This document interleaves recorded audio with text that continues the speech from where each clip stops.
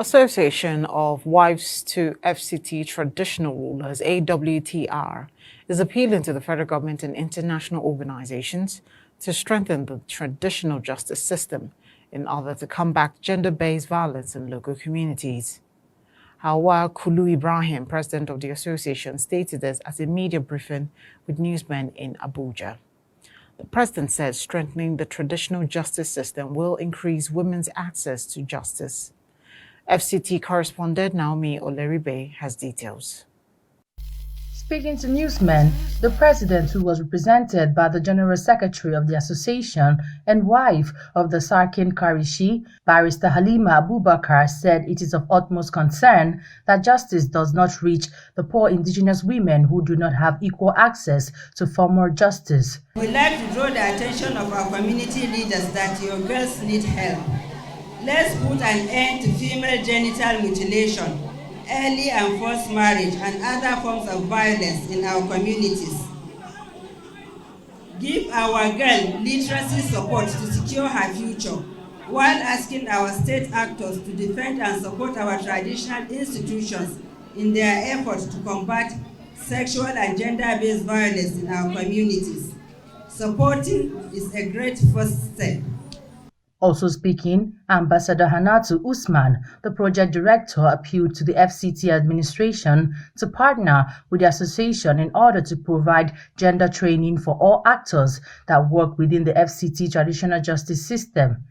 The element of the program here coming to this community in Karishi is that to sensitize them and advocacy on gender violence against women and children. And we are here today to talk to them. Many of them, they take it granted. Many of them, they leave their children anyhow. And today, we are here to sensitize them, for them to know the importance of your girl, of your child. Meanwhile, Cecilia Okeke, communications consultant, Center for Human Rights and Civic Education, said all hands should be on deck to ensure that the traditional justice system is a safe haven for women and girls. The government should strengthen the traditional justice system. Not everyone may be able to afford a lawyer. Not everyone might be bold enough to speak their truth when they are violated. But if we strengthen the traditional justice system, I mean, more and more women trust the system. They feel at home with the system. So if the government strengthens the system, I think the culmination is actually going to be that more cases of sexual and gender-based violence will be reported to our government legal systems through the traditional justice system. So I advise that the system is strengthened. Wives of FCT Traditional Rulers also appealed to the media to support the project by projecting authentic and accurate news to the public. From the nation's capital, Naomi Oleribe, ABN News. And confiscated a total of 6,216 permanent voters' cards and national identity cards from non-Nigerians across 21 states. Controller General of Immigration Isa Idris, who disclosed this at the 2023 NIS election retreat in Abuja, explained that a total of 3,823 identity cards and 2,381 voters' cards were confiscated and have been handed over to the National Identity Management Commission and the Independent National Electoral Commission to delist the registered foreigners. The controller said the non-Nigerians intercepted are mainly from the Economic Community of West African States ECOWAS region.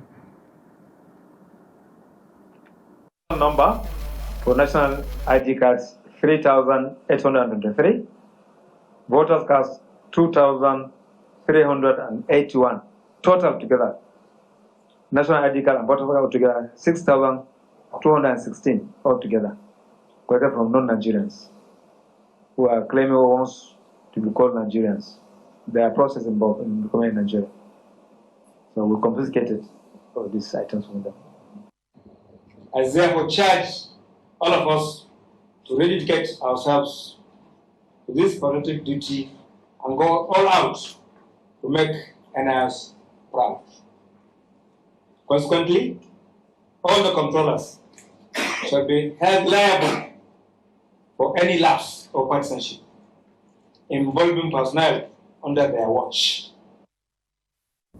Families of 3 slain police officers and an injured officer at the Okoro-Nodo-Rumokoro flyover in the December 2022 attack have received 70 million naira from Governor Nyesom Wike.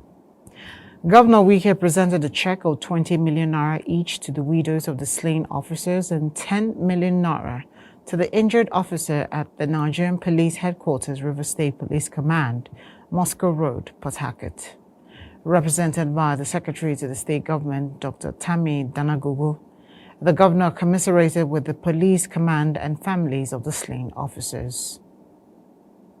Governor, over the years, has introduced a policy of ensuring that officers and men of the various security agencies who strive to ensure that Rivers State is secured are not left alone. Their families are not left alone when they suffer either injury or death. So that is why, yet again, he has sent us here to commiserate with you, see the widows of the deceased police officers, and provide some token for them to assist them and to let them know that their husband did not die in vain. It is in order to encourage you to continue to do what you are doing. Continue to redouble your efforts and to let you know that the government of Rivers State appreciates your effort and will always stand with you.